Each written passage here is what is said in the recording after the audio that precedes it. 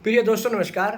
भारतीय टुडे 21 से मैं आरपी पंडित आपके साथ जुड़ा हूँ। मैं इस समय करनाल जिले के हल्का इंद्री से जो कांग्रेस के वरिष्ठ नेता हैं सुनील परमार जी, क्योंकि पिछली बार 2019 में इनकी धर्मपत्नी नवजोत कश्यप परमार जी को टिकट मिला था और अब आगे भी इनकी जोरदार तैयारी है। तो सर, आप वन नेशन और वन इलेक्शन के बारे में जो एक बहुत बड़ा हवा और बहुत बड़ी आवाज़ उठ रही है, तो आप इसके बारे में क्या कहेंगे? आप किस नज़र से देखते हो डॉक्टर साहब इसको?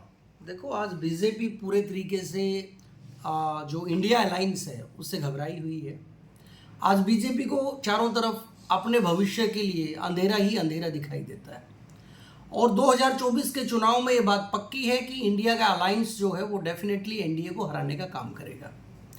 आज वन नेशन वन इलेक्शन की बात अगर देश के प्रधानमंत्री करते और एक इमरजेंसी बैठक विशेष बैठक की बात करके वो बिना अपोजिशन को उसके बारे में अवगत कराए और ऐसा सेशन अगर वो बुलाना चाहते हैं तो इसके पीछे उनका डर स्पष्ट तौर पे दिखाई देता है। मेरा प्रश्न आदरणीय मोदी जी से यही रहेगा कि हमारा देश जो है विभिन्नताओं का देश है। दुनिया भर की जातियाँ, दुनिया भर के धर्म, दुनिया भर के पर्यावरण, मौसम और अलग अलग जगह की क्षेत्रीय अपनी अपनी तरीके की उन लोगों की जीवन शैली है, संस्कृति है। आज जो भाषा देश के प्रधानमंत्री बोलते हैं वो इनके गुरु गोलवालकर जी की भाषा है।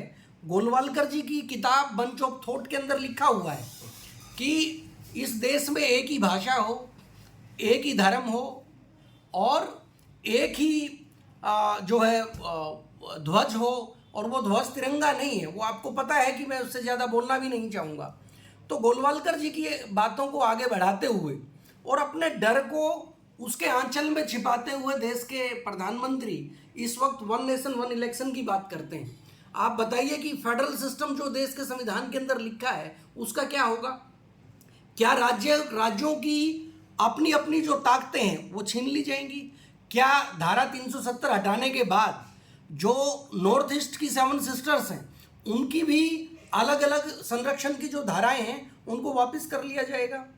क्या जल जंगल जमीन का अपना अधिकार मांगने वाले आदिवासी लोग उनके लिए जो अलग अलग प्रकार की धाराएं वो देश के संविधान में लिखी गई और कांग्रेस ने पूरे जोर के साथ उन लोगों के सुखद भविष्य के लिए उन धाराओं का निर्माण कराया देश की सबसे बड़ी सदन लोकसभा के अंदर, क्या उन सभी धाराओं को वापस लेने की चाल वो माननीय मोदी जी की है?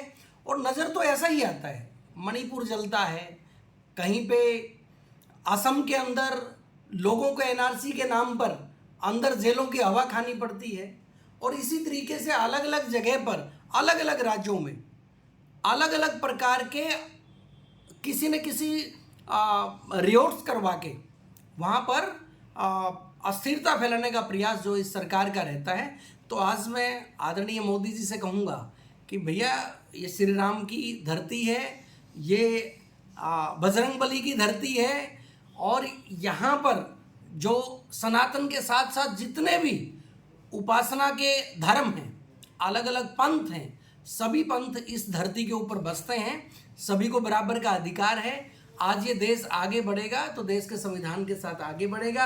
हाँ, आप अलग अलग तरीके से और सत्ता पे काबिज होने के लिए अगर इस तरीके के षड्यंत्र रचते हो तो वो भी ज़्यादा दिन चलने वाले नहीं हैं। अच्छा, भाजपा जैसे बार बार कह रही है, भाजपा के नेता कह रहे हैं कि ये इंडिया गठबंधन बहुत ज़्यादा चलने वाला नहीं है, तो आपको क्या लगता है कि इसमें कोई समस्या है या और ज़्यादा मजबूती मिलेगी डॉक्टर साहब? देखिए, आज बात सिर्फ अलायंस की नहीं है, बात है कि देश की जनता क्या सोचती है। आज पूरे देश की जनता वो त्राहिमाम की स्थिति के अंदर है, महंगाई चरम सीमा के ऊपर है, महिलाओं की सुरक्षा का इनका एजेंडा के अंदर मुझे लगता है कि इन्होंने ये बात ठान ली है कि महिला सुरक्षित इस देश के अंदर ना रहें। और जिस तरीके से यहाँ का मजदूर वो परेशान है, जिस तरीके से यहाँ की आंगनवाड़ी वर्कर, आशा वर्कर परेशान हैं और जितने भी एम्प्लॉयज़ और नॉन एम्प्लॉयज़ क्लास है वो सारे के सारे लोग आज इस भारतीय जनता पार्टी की नीतियों से त्रस्त है। तो अलायंस लंबा चलेगा, इसमें कोई दो राय की बात नहीं है। अच्छा, अगर लेकिन ये भी पक्की बात है कि भारतीय जनता पार्टी की सरकार जो है वो 2024 में नहीं आने वाली है। अच्छा, अलायंस को अगर कामयाबी मिली तो क्या प्रधानमंत्री बनने का मौका कांग्रेस को मिलेगा या किसी और को सर? देखिए, प्रधानमंत्री देश का कौन बनता है, हर नागरिक के अंदर क्षमता है। क्योंकि महात्मा गांधी जी स्वराज की बात करते थे, और स्वराज का मतलब है कि हम सब खुद के अंदर अपने मन में हम अपने राजा हम खुद हैं, अपने मुस्तकिल के मालिक हम खुद हैं।